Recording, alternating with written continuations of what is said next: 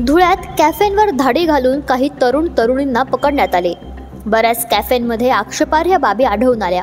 यापैकी अनधिकृत कॅफे लगेचच तोडण्यास सुरुवात देखील करण्यात आली। शहराचे आमदार अनुप अग्रवाल, पोलीस अधीक्षक श्रीकांत धिवरे, महापालिका आयुक्त अमिता दगडे पाटील यांनी संयुक्तपणे ही कारवाई केली। गुरुवारी झालेल्या या कारवाईचे स्वागतच आहे, पण पुढे काय? कॅफेत सापडलेल्या मुलामुलींना पोलीस ठाण्यात नेले जाते। त्यांच्या आईवडिलांना बोलावून लेखी लिहून त्यांना पुन्हा ताब्यात दिले जाते। यातून महाविद्यालयीन मुलामुलींमध्ये धाक निर्माण होतो हे खरे, पण असाच धाक कॅफे चालकांमध्ये निर्माण होतो का? अशा धाडी यापूर्वीही टाकण्यात आल्यात। धडक कारवाईत 60 पेक्षा जास्त मुले आढळून आलेत। कॅफे चालकांवर कठोर कारवाई केली जाईल असे त्यावेळी देखील सांगण्यात आले। तरीही राजरोसपणे कॅफे चालतात ते कुणाच्या बळावर?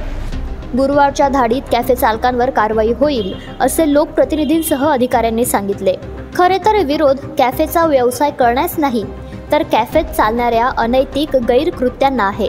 विरोध व्यवसायाला नाही, तर असे गैरकृत्य करू देण्यास एकांत निर्माण करू देणाऱ्या, स्वैराचारास प्रोत्साहन देणाऱ्या आणि थोड्याशा पैशांच्या स्वार्थापोटी सांस्कृतिक व सामाजिक वातावरण खराब करण्यास हातभार लावणाऱ्या प्रवृत्तीला आहे। या कारवाईत देखील अनेक आक्षेपार्ह बाबी, वस्तू आढळून आल्या। कॅफेच्या नावाखाली चक्क अनैतिकतेचा बाजार मांडल्याचेही दिसून आले। या कारवाईत देखील अनेक आक्षेपार्ह बाबी, वस्तू आढळून आल्या। कॅफेच्या नावाखाली चक्क अनैतिकतेचा बाजार मांडल्याचेही दिसून आले। म्हणजे कॅफे चालवता की लॉजेस, ही बाब अतिशय गंभीर आहे।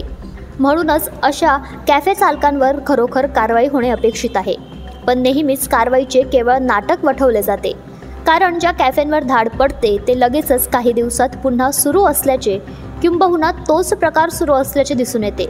असे का? मग अशा प्रवृत्तीच्या मागे नेमके कुणाचे पाठबळ आहे? कोण अशांचा आश्रयदाता आहे? त्यांना शोधून कायदेशीर कारवाईसह मुळावरच घाव घालायला हवा अशी अपेक्षा सुज्ञ पालकांनी व्यक्त केली, तर त्यात गैर काय? अशाच वेगळ्या आणि ताज्या बातम्यांसाठी पाहत रहा झेप मराठी, आरसा महाराष्ट्राचा। संपादक प्राध्यापक अनिल चव्हाण, धुळे।